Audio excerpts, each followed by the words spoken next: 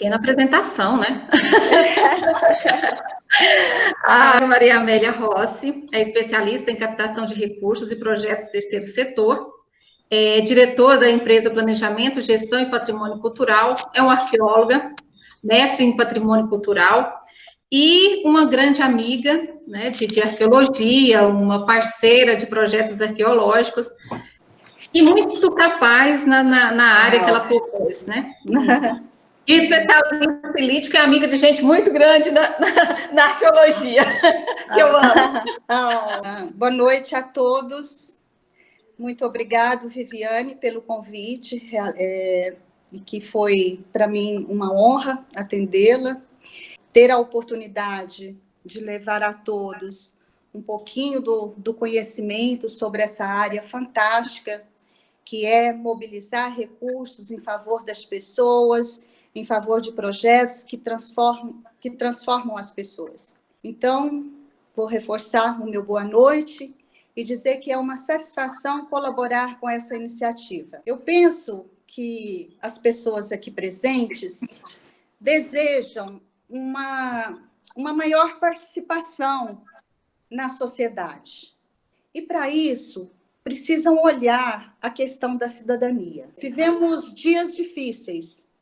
Os países enfrentam dificuldades com a mais grave crise sanitária dos últimos tempos. E agora, devemos assumir os desafios importantes para transformar e qualificar os agentes gestores do terceiro setor. A preocupação maior é trazer para esse ambiente uma narrativa otimista sobre os benefícios das mudanças sociais, que nos conduzirão para um novo paradigma, ou seja, momento de novos valores e pressupostos que constitui o novo modo de ser e compreender o mundo e suas relações. Esse novo paradigma permite afirmar que viveremos em uma sociedade pós-pandemia. E nesse novo modelo emergem novas formas de organização do trabalho, que atravessam as vidas pessoais e, de modo inicialmente sutil, viver mudanças de hábitos e adaptações da vida pessoal aos inesperados e atuais contextos sociais. Nesse cenário está o trabalho que o Lions desenvolve, através de seus projetos sociais e assistenciais, 100% direcionados à sociedade. Do meu ponto de vista, torna-se importante a busca e atualização das informações, o desenvolvimento das habilidades com as ferramentas digitais, entre outras mudanças que atravessam a estrutura psicológica individual, que exigem mudanças de características arraigadas na subjetividade do presente momento. Momento este que precisamos criar novos ambientes, reestruturando com eficiência e de forma contínua a organização que você é o gestor responsável. No Brasil, existem 820 mil organizações da sociedade civil.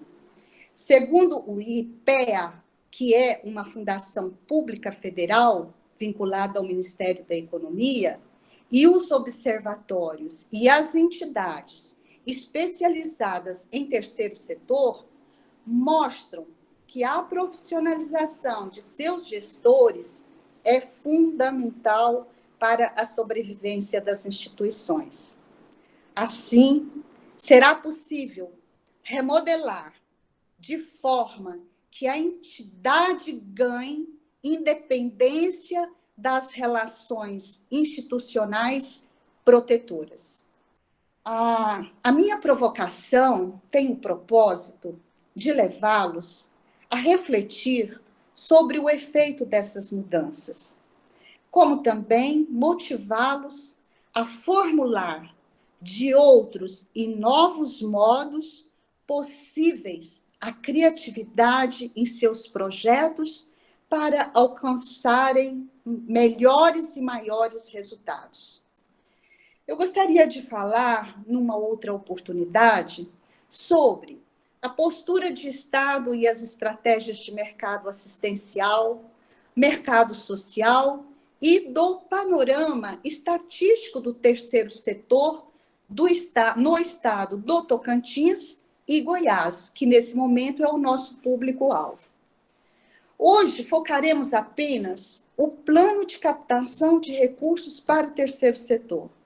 Bem, uma das problemáticas relevantes corresponde à necessidade de aperfeiçoar seus processos internos para a obtenção de recursos financeiros para a execução dos projetos. Essa demanda advém de uma outra, a carência de uma gestão eficiente. De uma gestão eficiente e comprometida com os objetivos das instituições, que, em tese, diferem-se consideravelmente de uma organização empresarial.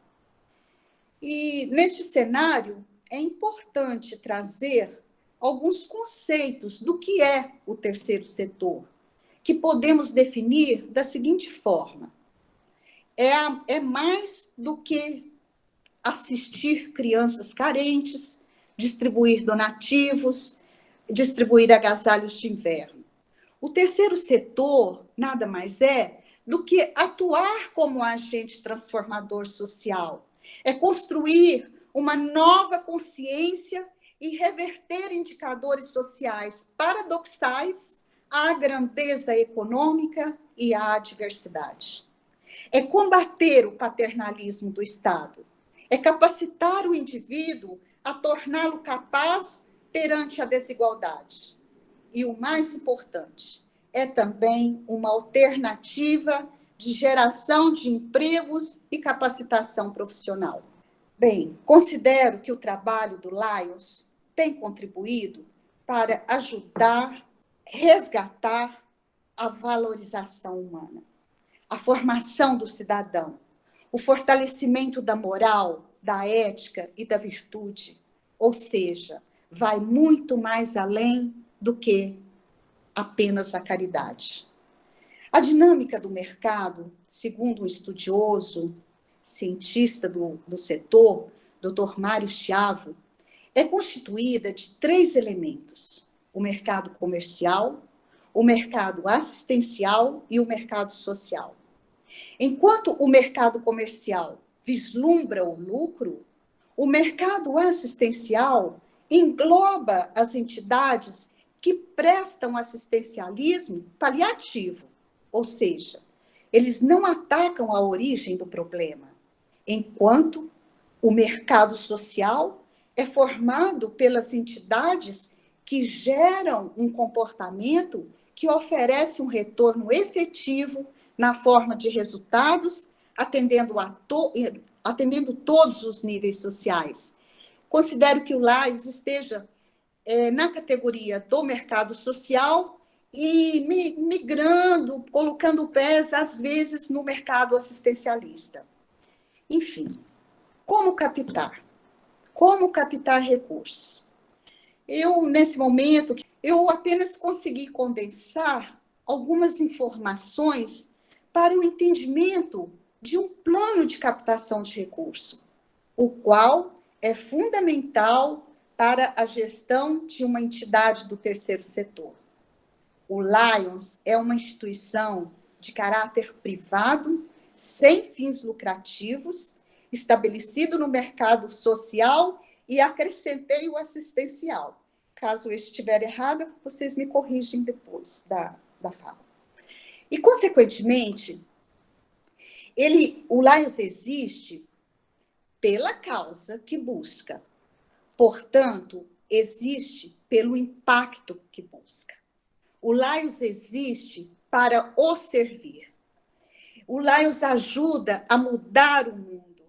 Existe para fazer diferença na vida das pessoas e não pode permitir que o impacto acabe. Como podemos fazer com que esse agente seja permanente. Temos que ter o fluxo financeiro contínuo. Temos que pensar em como gerar recursos e como gerar mais receitas que geram o impacto. Bem, para pensar nas receitas, existe a captação de recursos. Qual é o recurso por excelência do terceiro setor? O nome do recurso é a doação. Daqueles que acreditam na sua causa. E para isso, existe o profissional, que chamamos de captador. Profissional este que garante o funcionamento estável da entidade e está diretamente ligado à transformação das pessoas. Não podemos deixar acabar o dinheiro para depois captar. Isso tem que ser cultural dentro da organização. E temos que ter estratégias. E por isso é importante desenhar o plano de captação de recursos ideal para a sua entidade, para a sua organização. Por isso que estou aqui conversando com vocês, gestores. O plano de captação de recurso é um documento que consolida a estratégia da receita da entidade.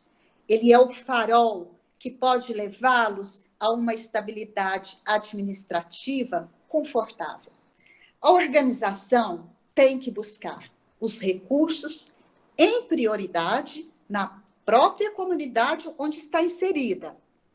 Que não seja esta uma máxima que restringe a captar fora deste espaço, desse entorno, incluindo as possibilidades e os potenciais doadores e investidores internacionais. O plano de captação, ele vai guiá-los para o pensamento estratégico, porque isso garante o resultado efetivo. Ele vai sinalizar o que pedir, a quem pedir, definir as ferramentas a serem utilizadas para pedir. E esta abordagem é importante e tem formas diferentes. Com o plano de captação, você gera a receita básica anual, fundos específicos para demandas, doações planejadas para possibilitar o acesso de um colchão financeiro no futuro. Na verdade, o pulo do gato é a partir do plano de captação de recurso, que viabiliza fundos de reserva, mesmo quando tudo dá errado. O fundo de reserva é uma capacidade institucional fantástica, porque garante a existência do referido colchão financeiro. E quais são os principais componentes de um plano de captação? Vamos bem lentamente. Definir metas, estabelecer táticas para alcançar as metas, fazer a análise do potencial da organização, qual o cronograma para cada estratégia, indicação da equipe e liderança para a captação dos recursos, de onde vêm os recursos, qual o cronograma físico-financeiro, quais os indicadores, quais os doadores potenciais e quais os prazos e outras informações fundamentais para balizar o trabalho. Tudo isso faz parte do plano de captação, que nada mais é do que um planejamento alinhado com o planejamento estratégico da organização, que garante a receita para os próximos 2, 3 anos da gestão. Ele gera as receitas. Então, temos uma premissa importante. Temos que ser financiados por aqueles que acreditam na nossa causa. Então, o plano de captação de recurso incorpora práticas eficazes de avaliação do que a organização já tem. Ele será incorporado no planejamento geral desta organização, considerando que o principal recurso de toda a organização o que precisa é o dinheiro, nós precisamos do dinheiro, e que garante o impacto.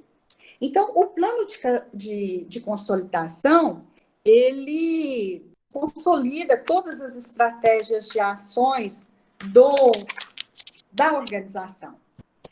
E um dos setores muito importantes para o plano de captação ser eficaz, então, um dos setores muito importantes também dentro da organização é o setor de marketing, que é necessário que este setor esteja e deve estar sempre ligado como uma irmã à comunicação, porque andam juntos. Veja bem, porque eu acho isso. Não justifica uma organização ter um investimento em um plano de mídia, seja ela radiofônica, televisiva, digital, impressa, sem que, naquele momento, usa-se a boa comunicação. Então, vai divulgar um evento, vai divulgar a data de aniversário da organização, enfim. Nunca podemos deixar de aproveitar este momento e fazer um pedido de apoio. Então, quem deve se envolver na construção desse plano de captação de recursos para uma determinada organização? Na minha opinião, é toda a equipe técnica, incluindo os voluntários, devem participar do desenho desse documento, porque é necessário criar um ambiente, no ambiente, um sentimento de apropriação, de pertencimento. Considerando isso, toda a equipe fica motivada e o resultado é muito provável que seja positivo. Então, também eu trago aqui na nossa fala alguns desafios destas organizações. E um dos maiores desafios das organizações não governamentais é conseguir recursos para continuar ou ampliar seus projetos. Diante da difícil situação financeira, hoje quase que global, tanto as pequenas instituições quanto as grandes estão com dificuldades para arrecadar fundos. E então eu trago mais ou menos, acho que são oito desafios que estão aqui descritos. Eu gostaria de falar pausadamente sobre um deles para fomentar a reflexão individual de cada um que está presente nessa sala de estudos. O primeiro do desafio é a falta da gestão eficiente. O que significa? Em linhas gerais, para que os ideais possam ser bem desempenhados, é importante que se crie um ambiente favorável. Do contrário, suas possibilidades podem ser bastante limitadas. Assim, são aplicados conceitos empresariais e estatais em atividades do terceiro setor. É provável que ocorram falhas naquilo que deseja se oferecer para a sociedade. Em outras palavras, as especificidades das organizações desse setor, bem como seu papel, exigem o desenvolvimento dos sistemas de gestão e operações focadas na solução dos problemas internos e externos. O segundo desafio é a escassez de recursos. Sem dúvida, a maioria destas organizações tem essa escassez. Então, sem uma gestão eficiente, o projeto dificilmente se torna sustentável ou escalável, exigindo recursos além do estimável. Um bom planejamento permite estimar como uma determinada ação pode impactar o nicho em que a organização está inserida, no médio e longo prazo, restringindo a sobrevivência financeira. E, nesse cenário, a utilização inteligente de recursos tem a função de um processo de planejamento de longo prazo, que também inclui o plano de desenvolvimento. Esse plano de desenvolvimento é algo impraticável na maioria das organizações do terceiro setor que atuam no Brasil. Então, precisamos rever todos esses conceitos administrativos de gestão que talvez não estejam formuladas dentro de um plano de desenvolvimento. E o terceiro desafio seria a falta de credibilidade. Bem, vivemos tempos em que a sociedade apresenta um profundo descrédito em relação às instituições políticas tradicionais, partidos políticos e setor empresarial. Trata-se de um contexto que estimula uma certa indiferença, até mesmo descrença, nas iniciativas do terceiro setor. Isso ocorre devido à contradição desses setores que muitas vezes vão de encontro à experiência prática das pessoas. Daí a necessidade de manter padrões éticos, claros e sólidos.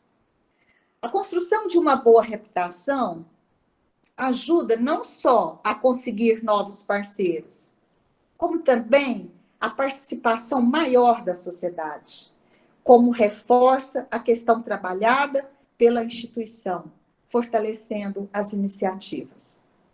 Quarto desafio, aumento do interesse do público.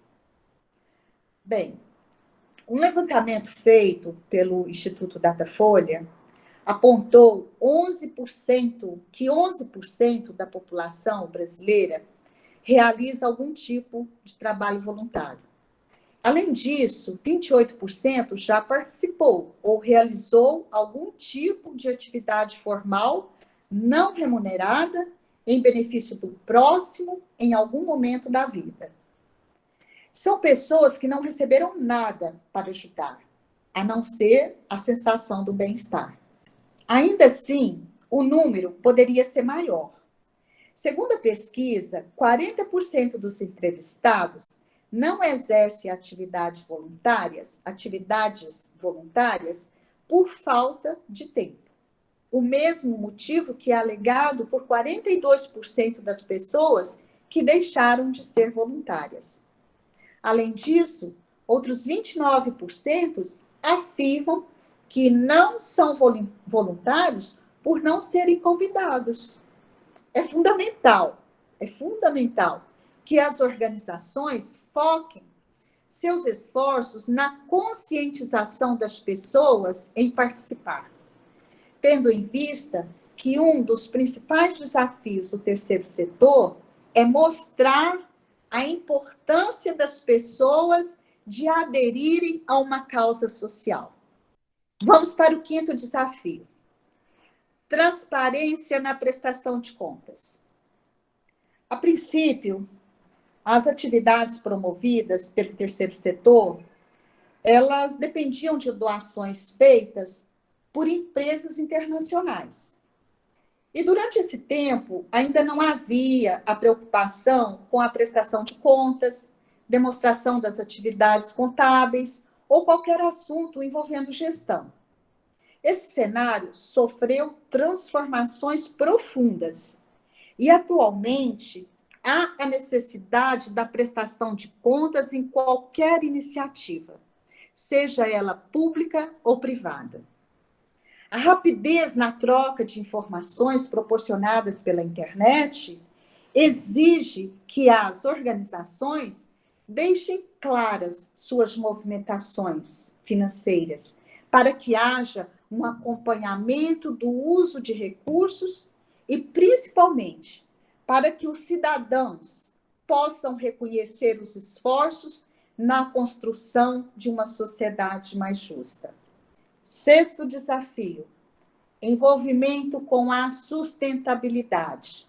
Geralmente, quando falamos em sustentabilidade, nos remete ao meio ambiente, mas vamos ver. Isso é um assunto cada vez mais presente na realidade das instituições, crescendo à medida que aumenta a preocupação com a escassez de recurso e o futuro do planeta. É importante pensar no impacto que a organização tem sobre o ambiente e a sociedade. Essa questão passa pelo descarte correto e uso inteligente de recursos. E chega, claro que chega, todas essas informações nos parceiros e apoiadores. A preocupação com a sustentabilidade não fica restrita apenas ao meio ambiente. É importante pensar no envolvimento da sociedade com as causas defendidas pelas organizações. 7º desafio: falta de estrutura interna. As organizações do terceiro setor começaram como iniciativas pequenas e locais, mas se veem obrigadas a assumirem estruturas organizacionais mais complexas. Por quê? As mudanças trazidas pelas novas diretrizes econômicas, políticas e legais estão forçando essas transformações internas, que podem ser um pouco assustadoras, porém são de extrema importância para a manutenção das atividades. Questões como um plano de sucessão, planejamento de carreira para funcionários, passam a preocupar as organizações do terceiro setor, que precisam dessa reestruturação para se adaptarem às novas exigências de seus próprios financiadores, investidores ou apoiadores. O cuidado com o bem-estar e engajamento dos funcionários também deve, ou não somente funcionários, dos funcionários, dos agregados, dos voluntários, eles também devem estar presentes nesse novo modelo, voltado não apenas para a prestação de serviço que ajudem a sociedade, mas enxergando os colaboradores como peças importantes desse cenário. E vamos para o último desafio, que é a falta de inovação. O que isso quer dizer? É um problema muito presente no terceiro setor. É a defasagem do desempenho. A inovação para essas empresas ou organizações, todas elas do terceiro setor, vai além da aquisição de novas tecnologias ou equipamentos. É preciso adotar um novo modelo de atuação, mais centrado e adequado às exigências corporativas, abandonando o amadorismo e a importação de modelos praticados em outros países que não levam em consideração a realidade local. Então, entender essas novas necessidades é abrir espaço para que essas iniciativas sejam continuadas com sucesso, estimulando a busca de novas soluções e fomentando o desenvolvimento das instituições do terceiro setor. Bem, depois de tudo isso, qual é a entrega? O que eu posso entregar para vocês nesse momento? Vamos dizer, a primeira entrega será um plano escrito que claramente articula metas mensuráveis, objetivos e estratégias, que deve ser revisado anualmente pelos gestores. Algumas sugestões para o sucesso do núcleo de captação do recurso. É uma outra entrega. O título de Utilidade Pública Federal é nada mais do que o reconhecimento da União aos relevantes serviços prestados pelas associações, fundações constituídas no país e que servem desinteressadamente à sociedade. Um outro parceiro muito importante para o sucesso desse plano de captação são os conselhos dos contadores, dos contabilistas. Ou seja, os CRCs regionais, os conselhos regionais de contabilidade, são aqueles parceiros importantes para agregar outros parceiros. Ou seja, através da contabilidade voltada para esse setor, não pode ser encarada como um obstáculo, mas sim como um suporte imprescindível para o seu desenvolvimento. E ele deve ser eficiente, visando, além de atender exigências formais e legais, prestar informações de qualidade, garantindo a transparência e a confiabilidade nas atividades desenvolvidas por estas entidades. Um outro parceiro valioso é o Ministério Público.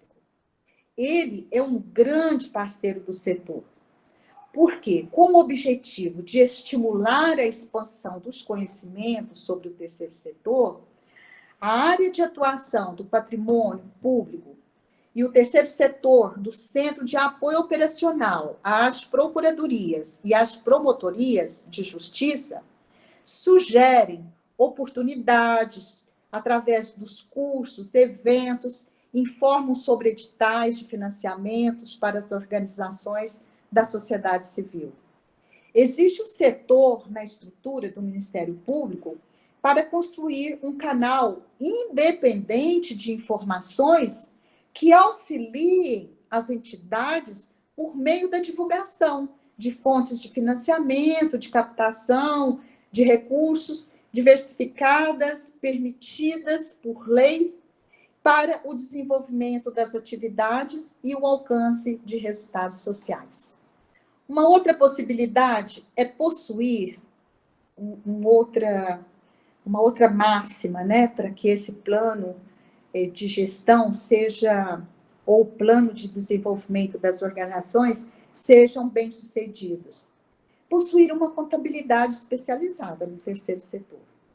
Por quê? Isso é uma nova tendência e tem chamado a atenção de gestores.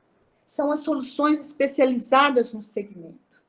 Isso significa optar por um atendimento contábil com um escritório especializado nas demandas fiscais e principalmente contábeis, com o propósito de oferecer soluções para esses gestores e para garantir a transparência e o controle do negócio, bem como apontar saídas criativas e satisfatórias.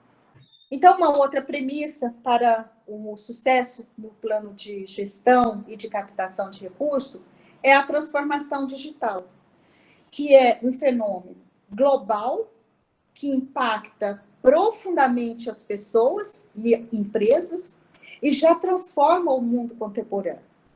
É um caminho sem volta para qualquer tipo de negócio.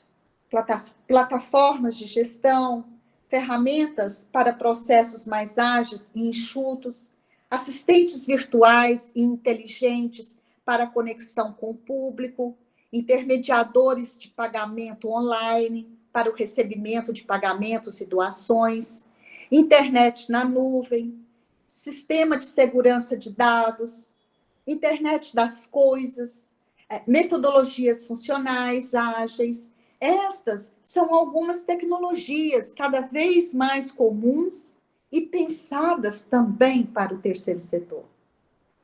Mais uma premissa, que é a comunicação digital integrada, que está muito próxima dessa anterior. Ou seja, os recursos digitais, eles estão cada vez mais personalizáveis, ou seja, para que este segmento alcance os seus propósitos, temos que ter as redes sociais, acesso às plataformas digitais dedicadas, são cada vez mais presentes nas entidades e que expandam no meio digital, seguindo o fluxo das transformações já mencionadas anteriormente. Então, ter presença digital expandida é imprescindível para as entidades do terceiro setor.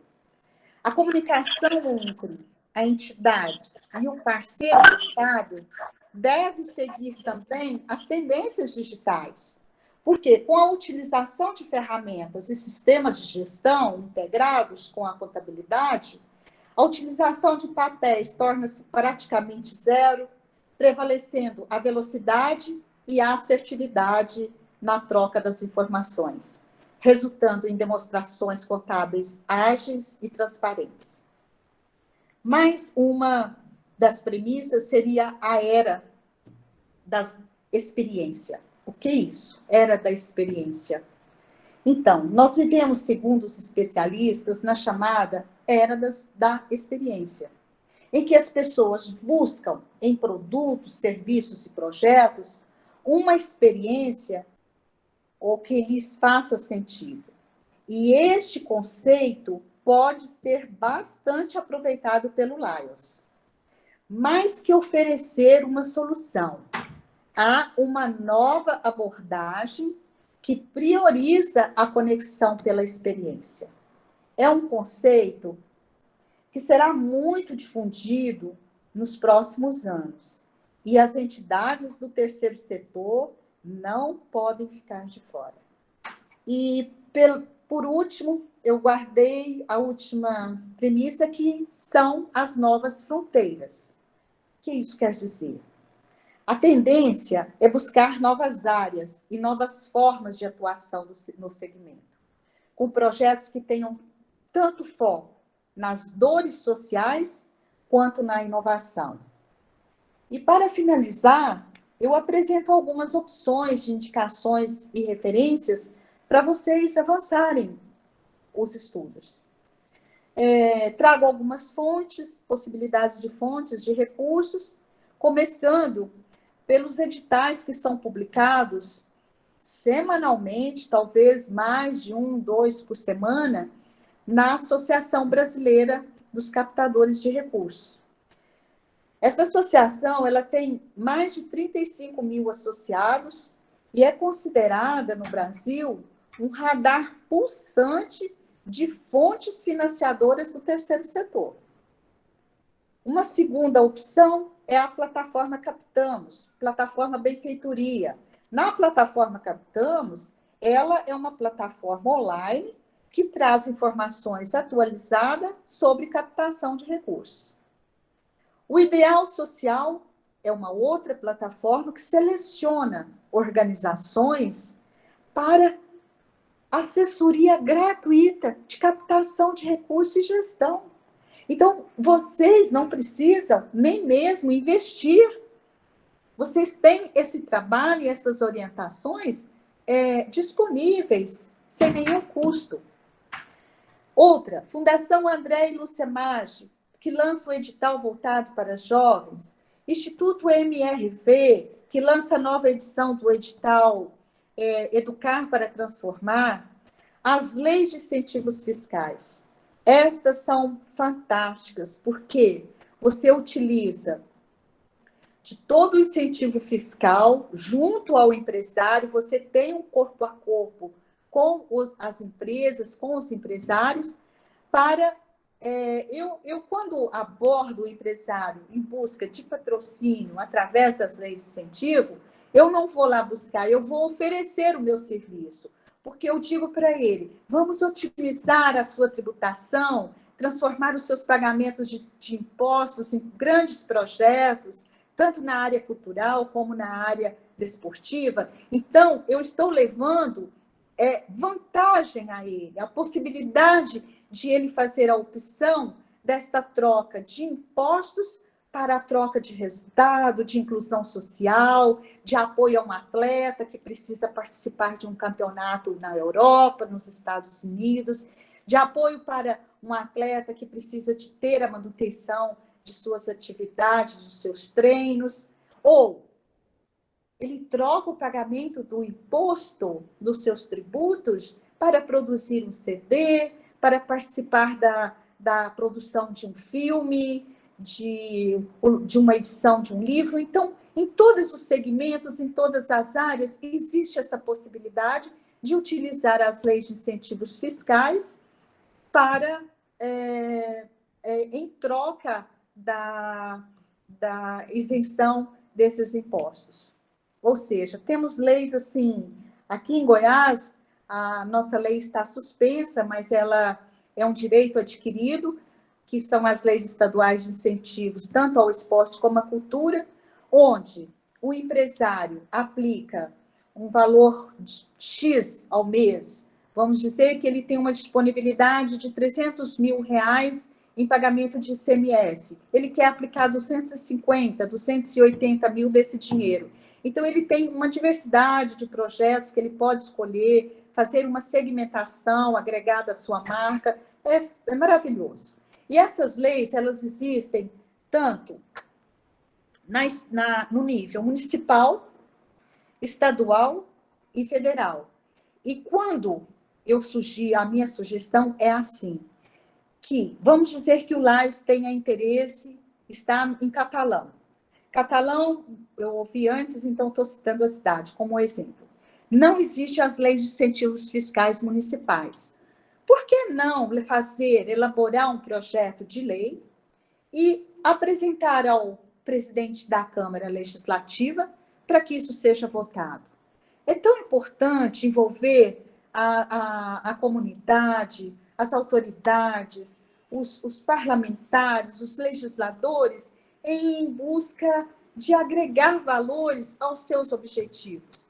Então, deixo aí a minha sugestão. Temos também programas sociais muito importantes. Hoje mesmo, pesquisei no site dos direitos humanos, entrei no site das cidades, nos ministérios dos direitos humanos, das cidades e do Ministério da Justiça. Então, você percebe que existem fundos que talvez não são utilizados por falta de bons projetos que não são levados ou não são apresentados. Então, é muito importante ficar atento. Agora, entre esses fundos, eu trago aqui para vocês, porque sei que o Laes trabalha muito com a parte de crianças, adolescentes. Então, nós temos o Fundo da Infância e Adolescência, que também é um tipo de incentivo fiscal. Temos o Fundo do Amparo ao Trabalhador e o Fundo Nacional de Proteção ao Idoso. São três fundos diferentes e que podem ser uma fonte de financiamento dentro da sua organização. Temos também uma outra plataforma que se chama Prosas, a qual eu utilizo muito, eles publicam muitos editais, é muito interessante. Campanhas online, GoFund, são as campanhas online. E muitas pessoas chamam de vaquinhas online, né? Arrecadação online. Tive recentemente uma experiência muito interessante, que foi no início da pandemia, foi antes da pandemia, final do ano passado, e estendeu até fevereiro. É um projeto que tem a proposição da PUC Goiás, foi aprovado pelo BNDES, e o BNDES nos proporcionou a participar de uma campanha online, onde a cada R$1 arrecadado de um amigo, de um parente, de alguém que gostou do projeto, enfim, a cada R$1, o BNDES triplicou o valor. Então, nós já fomos com uma meta, uma meta associada à planilha financeira do projeto apresentado e aprovado pelo banco, e essa meta, ela foi, graças a Deus, alcançada, tivemos muito sucesso, mas só conseguimos alcançar a meta porque tivemos a sorte e o privilégio de receber uma doação de uma fundação sueca que nos doou $7 mil, e com esse recurso nós não só alcançamos, como ultrapassamos a meta. Mas foi um processo bastante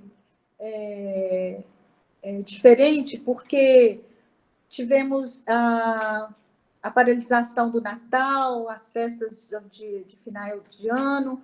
Então, acabamos que o projeto foi concluído a início de fevereiro. E tivemos que enfrentar também um momento de muita burocracia para que a fundação conseguisse enviar o recurso para a conta do projeto. Mas, graças a Deus, foi tudo resolvido. Tivemos muito apoio da reitoria da universidade, do próprio banco, como também da plataforma que deu toda a sustentabilidade burocrática e administrativa da campanha, que é a plataforma Benfeitoria. Bom, continuando aqui com as nossas opções de fontes de recursos. Temos uma importante e muito utilizada pelo terceiro setor, que são as emendas parlamentares. Essas emendas parlamentares, elas estão diretamente ligadas, são ministradas e coordenadas através do portal dos convênios federais. Certamente, o Laios, com a estrutura que tem de agregados, de colaboradores, existem pessoas que têm esta ligação com o parlamentar. E os parlamentares, às vezes, foi meu último projeto agora, o mês passado, em plena pandemia, nós conseguimos uma emenda de R$100 mil, através de um parlamentar de Goiânia, que favoreceu a Associação dos Atletas de Jesus. E tive o privilégio de elaborar o projeto e fazer todos os procedimentos no portal.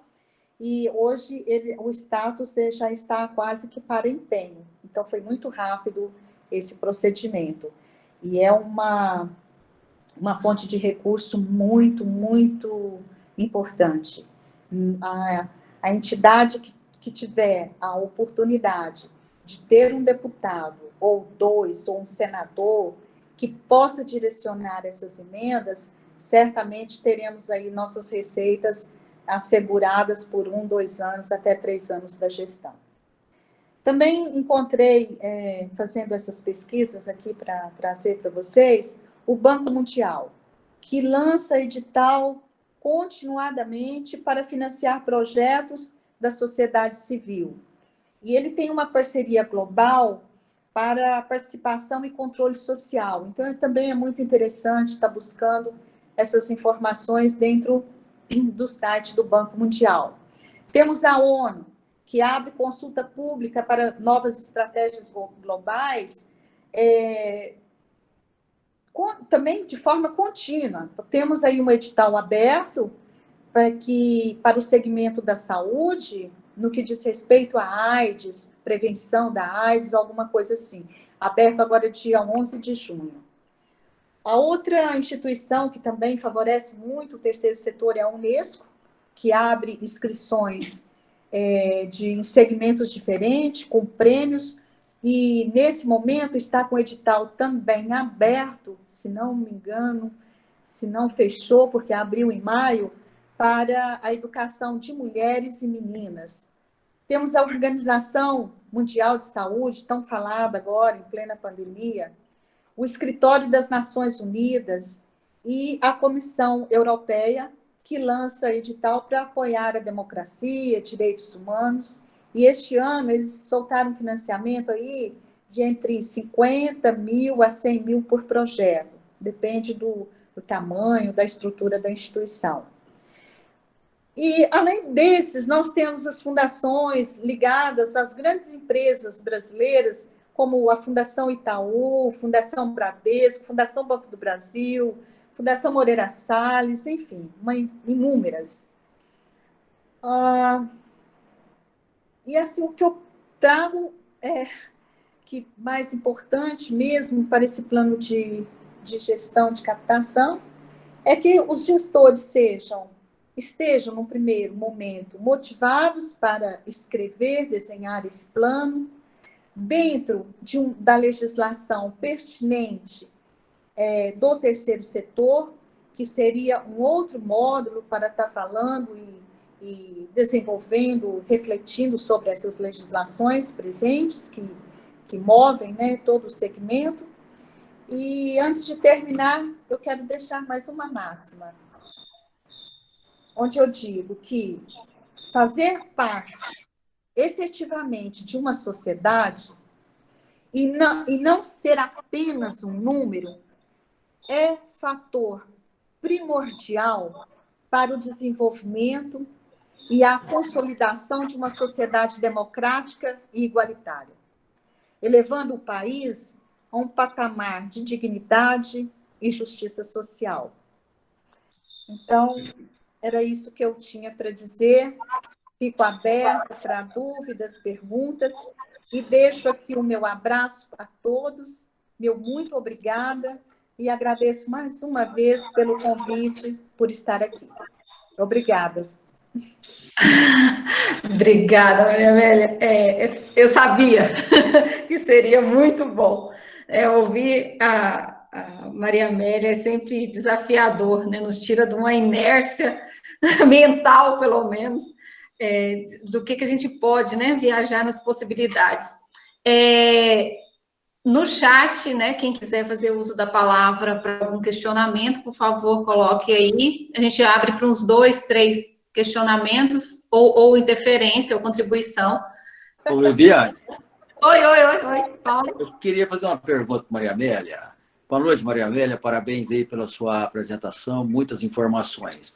Mas uma curiosidade é que eu tive uma informação recente não, acho que começou antes da pandemia, que o nosso governador tinha emitido um projeto de lei que estava impedindo que captações através de bancada federal dos políticos de Goiás para repassar dinheiro para Goiás. Você tem alguma informação a respeito disso?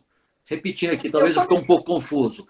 Os nossos deputados de Goiás, da bancada federal, eles não estavam podendo repassar recursos para as doações aqui no Estado. Procede? Paulo, isso não condiz com o que eu relatei sobre a fonte das emendas parlamentares. Nós acabamos de atender uma associação do terceiro setor, onde já está em fase de empenho, num valor de R$100 mil, promovida por um deputado federal do estado de Goiás. Porque nós também, eu faço parte de uma outra fundação, e nós tivemos uma emenda também para nós, foi aprovada, a Vivi conhece, a Fundação Banco de Olhos, mas não conseguimos receber, que teve esse problema com relação a uma lei do Estado. Então, por isso que eu fiquei curioso agora. Mas se não procede, eu vou tentar me informar melhor a respeito disso. Mas, de qualquer forma, obrigado aí. Olha só para complementar, eu não acredito que exista nenhuma restrição, porque tem mais ou menos 10 dias, a técnica do Ministério do Esporte, que está sendo utilizado para o empenho desta emenda, nos ligou dizendo que estava tudo ok e que a mesma já entraria em empenho. Tá ok, muito obrigado, Mariana. Obrigada, eu. E parabéns, Viviane, por essa oportunidade que você trouxe, essas informações através da Maria Amélia. Parabéns para você também. Obrigada. Bem, então, não tendo mais nenhuma colocação, eu gostaria só né, daquelas provocações finais, concluindo a nossa fala. Nós precisamos, ou se não formos colocar no papel nossas ideias, não formos colocar em projetos nós mesmos, arrumar pessoas que consigam fazê-los.